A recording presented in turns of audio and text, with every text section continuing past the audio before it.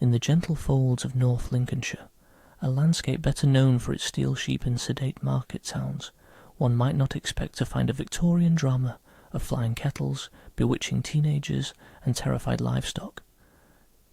Yet in the spring of 1879, the village of Bottesford, just outside Scunthorpe, found itself at the eye of a supernatural storm, one that stirred not only the fears of its locals, but the ire of metropolitan newspapers and parliamentarians alike. This peculiar episode, half comedy, half cautionary tale, was widely reported at the time, with the Daily Gazette and the Pall Mall Gazette competing for the most vivid account. But beneath the Victorian ridicule and moralising editorials lies a story that hints at something stranger, a lingering fear of witchcraft in a supposedly enlightened age, and perhaps, just perhaps, a genuine case of poltergeist activity. It began quietly enough in a cottage near the old manor house of Bottesford. Edward Soulby, a man described as being in easy circumstances, lived there with his teenage granddaughter Betsy. Edward claimed quite earnestly that his home was under supernatural siege, and not by any shy or subtle spectre either. This spirit, if it was one, had a flair for chaos and choreography. One Sunday a gale broke a window with a branch. Within moments, Soulby reported, the kettle leapt off the fire, clattered across the room, exited the house entirely, crossed the street unaided, then trotted back indoors and resumed its place on the grate, merrily whistling. It was soon followed by a water can that confronted Mr. Soulby on the staircase, engaging him in a step-by-step standoff. A stone of Lard, a very Victorian missile, later tumbled down the stairs with such violence it cracked a step. But most astonishing of all, the very floor itself apparently rose up, hurled itself through a window and collapsed outside in protest. Betsy, meanwhile, came under intense scrutiny. Her grandfather claimed she was the source of the haunting, a girl in league with the devil, armed with a familiar spirit. To ward off further demonic interference, she was made to wear a garland of wicker twigs around her neck. Bizarrely, so too were the pigs and chickens in the yard, each adorned like rural festival goers in a rustic ritual of spiritual defence. The situation escalated quickly from local oddity to full-blown moral panic. News spread. Curious crowds descended on the village, including a reported 1,500 onlookers in one weekend, some travelling from as far as Sheffield and Doncaster to see the haunted house. Revivalist preachers staged prayer meetings inside the cottage. Bricks were pulled up in the hope of uncovering the spirit's lair. Reports of other local witches multiplied. One alleged hereditary witch even came to observe, prompting the villagers to ward her off with the phallic hand gesture believed to counter the evil eye. Among the more outlandish claims was that a local warlock had taken the form of a black dog and was seen biting cattle. A farmer, occupying 300 acres of prime land, begged a local newspaper to advertise for a wise man who could lift the curse he believed had been placed upon him and his livestock. Despite the absurdity, violence loomed. Betsy, the teenage granddaughter at the centre of it all, became the focus of suspicion and resentment.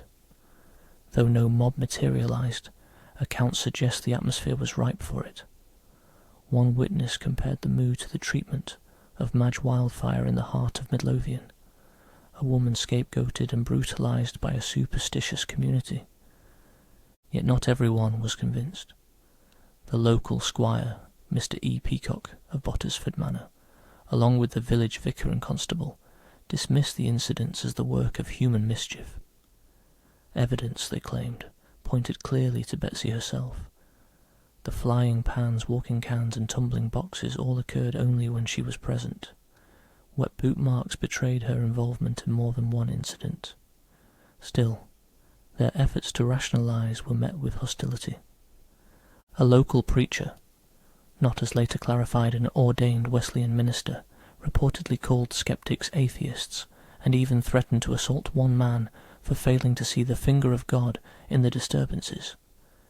This curious blend of spiritual showmanship and barely contained mob aggression prompted some observers to link the affair with wider questions about rural ignorance and electoral reform.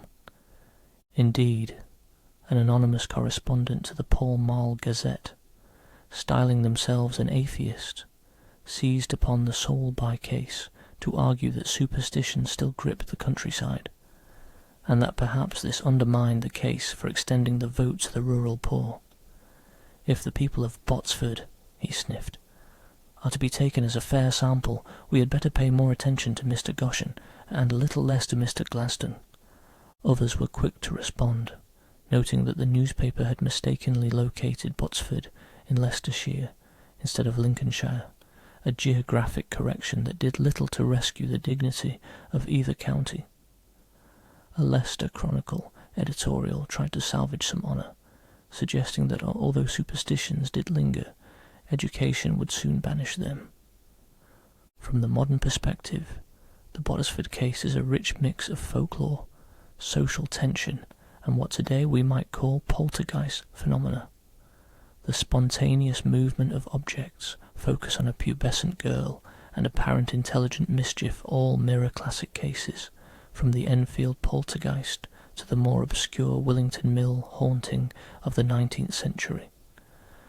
Was Betsy the mischievous mastermind of the haunting? Quite possibly. But one must wonder what compelled her. Boredom, attention, or something deeper, more unconscious. Psychical researchers would later speculate that poltergeist activity often centres on emotionally volatile adolescents, particularly girls, who may unwittingly project physical energy in mysterious ways. Yet the Victorian mind had little room for such nuances. It knew only witches, devils, and frauds, and while it wagged its finger at rural ignorance, it also gorged itself on tales of bewitchment with relish. Betsy Soulby may have been branded by some as a fraud, by others as a witch, but to the railway carriages full of spectators she was a wonder. Bottesford today is a quiet place, its 19th century dramas long buried beneath tarmac and time. But in 1879 it danced briefly on the national stage, its pavements crowded with gawping Victorians, its pigs and chickens decked in twigs, and its teenage witch at the centre of a storm that said far more about society than it did about spirits.